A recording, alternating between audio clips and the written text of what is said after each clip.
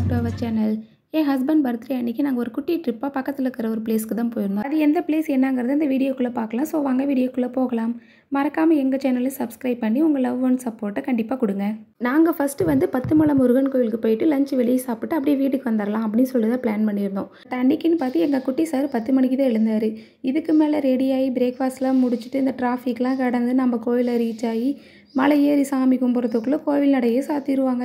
சரி வேறு எங்கேயாச்சும் பக்கத்தில் போகலான்னு சொல்லிட்டு யோசித்து கடைசியில் டெம்ப்ளர் பார்க் போகலான்னு சொல்லி டிசைட் பண்ணிவிட்டு கிளம்பிட்டோம். டெம்ப்ளர் பார்க் வந்து ரவாங்கிலேருந்து ஒரு 10 கிலோமீட்டர்ஸ்குள்ளே தான் இருந்துச்சு. ஸோ ½ ஹவர்லேயே நாங்கள் ரீச் ஆகிட்டோம். பார்க்குன்றதே நான் ஏதோ சில்ட்ரன்ஸ் பார்க் மாதிரி விளையாடுறதுக்கு இடம் இருக்கும், சரி அப்படியே விளையாடிட்டு டைம் ஸ்பெண்ட் பண்ணிட்டு வந்துடலாம் அப்படின்னு நினச்சிட்டு தான் போனேன். டெம்ப்ளர் பார்க் போகிற வழியிலே பார்த்தீங்கன்னா வியூஸ்லாம் செம்ம அழகாக இருந்தது.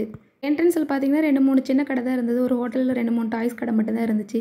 சரி நான் அதை அப்படியே பார்த்துட்டு உள்ளே வந்து பார்த்தா செம்ம சூப்பராக இருந்ததுங்க. ஃபுல்லாக நல்லா பசுமையாக பச்சை பசியேன்னு இருந்தது. அப்படியே அந்த பார்க் ஃபுல்லாக ஒரு ரவுண்ட் அடித்தா ஒரு ஓரத்தில் பார்த்தீங்கன்னா ஒரு வாய்க்கால் மாதிரி சின்னதாக போயிட்டு இருந்தது. அதுலேயே அப்படியே கொஞ்ச நேரம் காலையில் நினச்சிட்டு விளையாடிட்டு இருந்தோம். ஆனால் தண்ணி ரொம்ப ஃப்ரீசரில் வச்ச மாதிரி ஜில்லு நல்லா கூலிங்காக இருந்தது. கீழே ஃபுல்லாக அப்படியே ஒரு ரவுண்ட் அடிச்சிட்டு இருந்தது. வீக் டேஸில் நாங்கள் போனதுனால கூட்டம் அவ்வளோக்கா இல்லை. சரி அப்படியே மேலே போகலான்னு சொல்லிட்டு மேலே நடக்க ஆரம்பித்தோம்.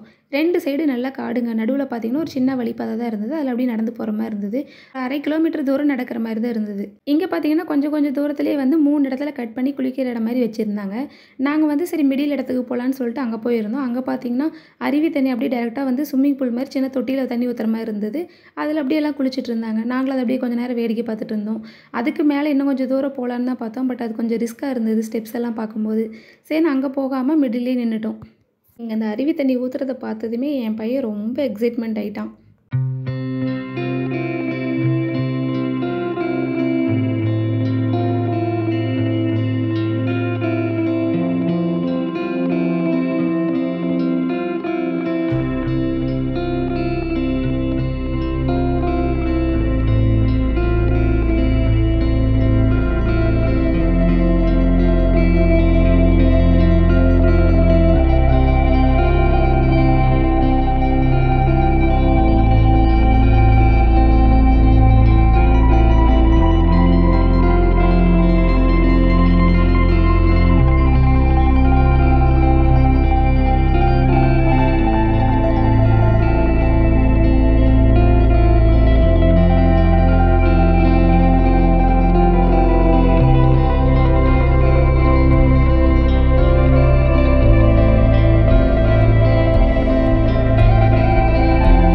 ஃபேமிலிஸோடு வந்தோம்னா நல்லா சூப்பராக என்ஜாய் பண்ணலாம்.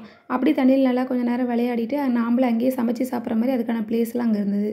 நாங்களும் தண்ணியில் அப்படியே லைட்டாக கொஞ்சம் நேரம் விளையாடிட்டு அதுக்கப்புறம் மெதுவாக கீழே இறங்க ஆரம்பிச்சிட்டோங்க.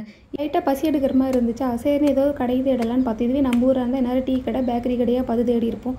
பட் இங்கே அந்த மாதிரிலாம் இல்லாதனால இளநீர் கடை மட்டும் தான் கண்ணுக்கு சிக்கிச்சு. சரி இளநீர் மட்டும் வாங்கி குடிச்சிட்டு போகிற வழியிலே லஞ்சு முடிச்சுட்டு அப்படியே வீட்டுக்கு கிளம்பிட்டோம்.